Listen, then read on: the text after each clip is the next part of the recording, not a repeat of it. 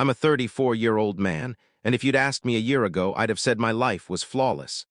A thriving career, a stunning wife, and a best friend I treated like a brother. I worked tirelessly to build everything I had, believing that if you pour your heart into those you love, they'll return the favor. Life, however, has a way of humbling the naive. I married Sarah, 32, 8 years ago. She was witty, captivating, the kind of woman who made you feel like you were her entire world. Or so I thought.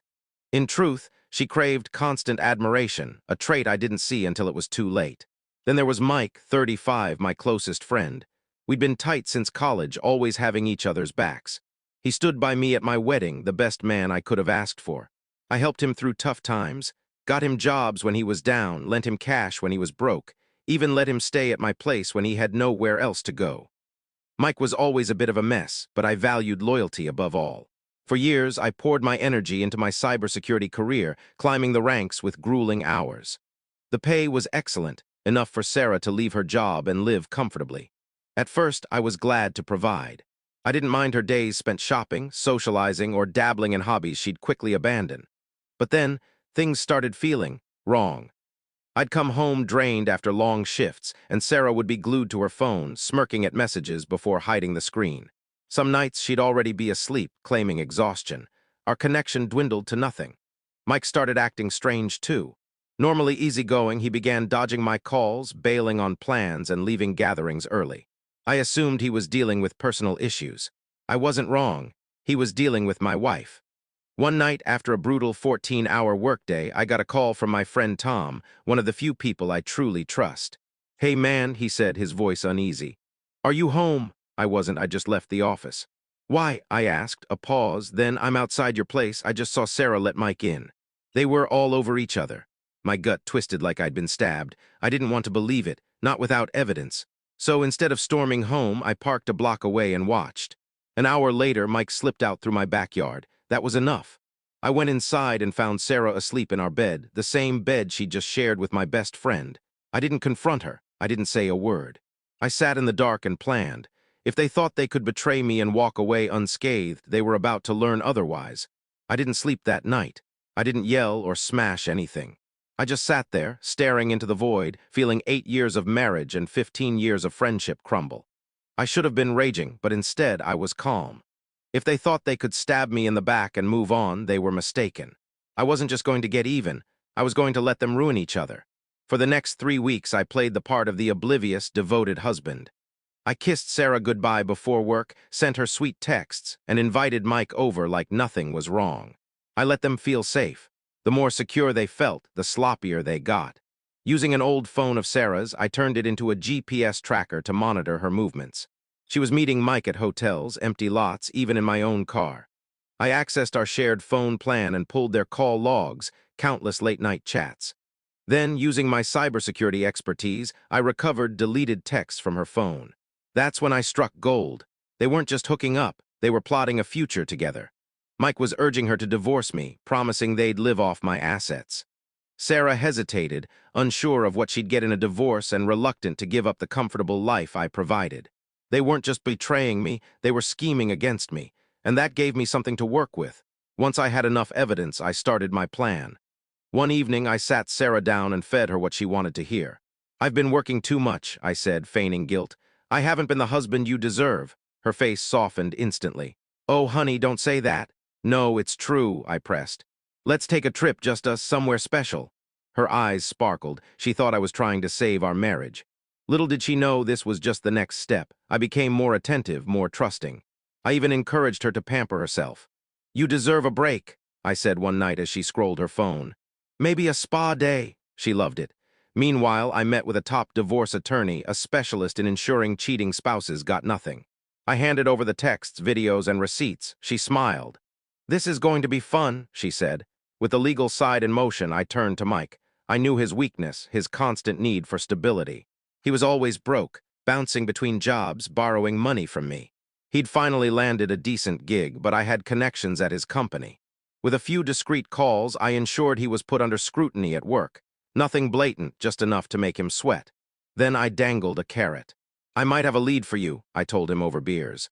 "A buddy's looking for a project manager, good pay, stable." He jumped at it. I told him to be patient, that I'd pull some strings. Then I did nothing, letting his job slip away. Meanwhile, I started siphoning money from our joint accounts, small amounts, nothing suspicious.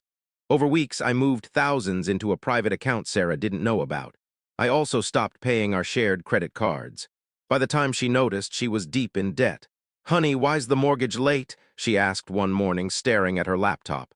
"I thought you were handling it," I said innocently. "You always manage the bills since I'm working so much." She bought it. Mike was spiraling too. His job was crumbling, bills were piling up, and I refused to loan him money. "Sorry, man," I shrugged. "With the trip coming up, things are tight." Sarah and Mike were both sinking, and they didn't even realize I was the one pushing them under.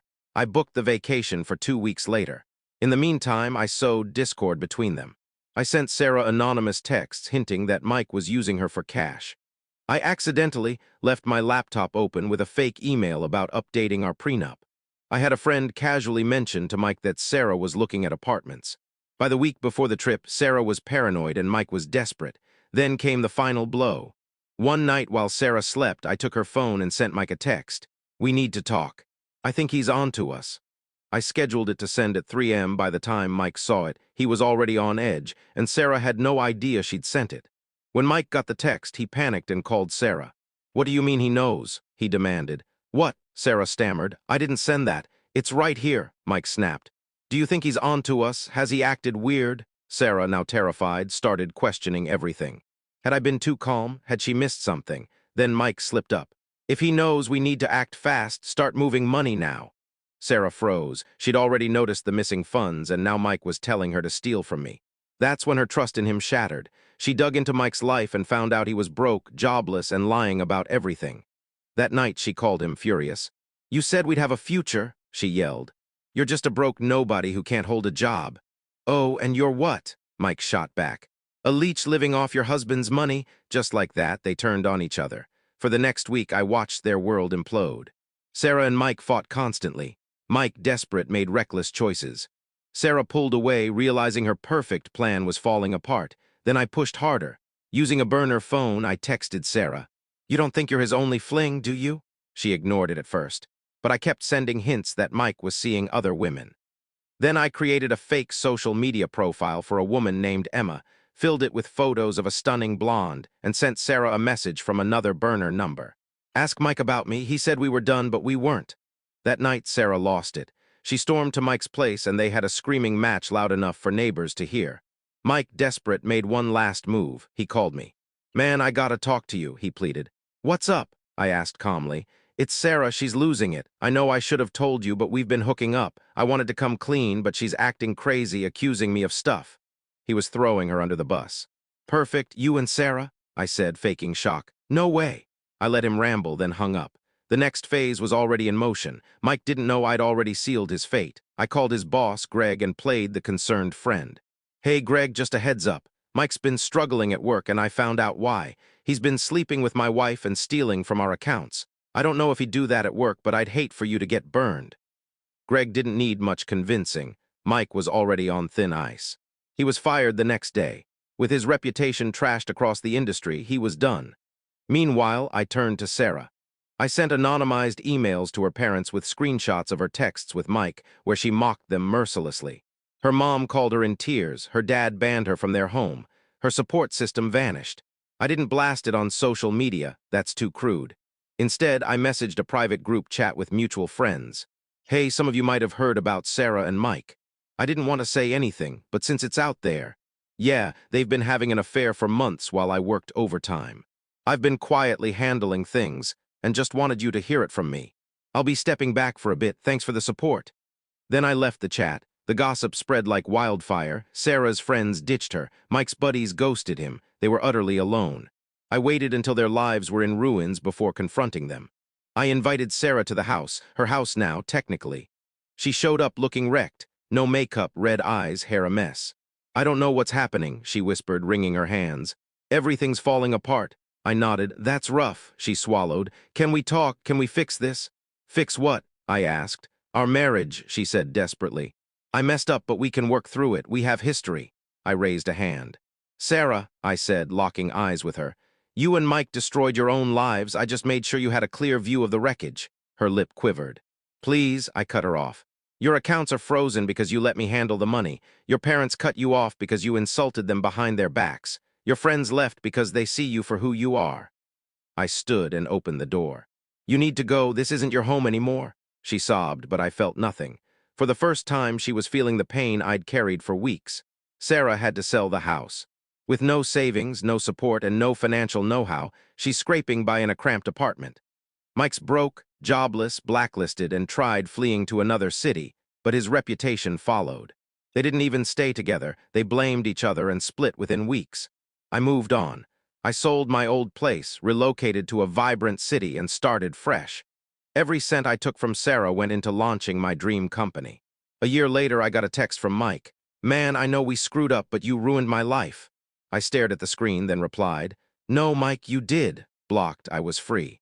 I didn't just get revenge. I let them dismantle their own lives. No public drama, no shouting matches, just a meticulously engineered collapse. Because the best revenge is watching them realize you were the best thing they ever had, when it's far too late.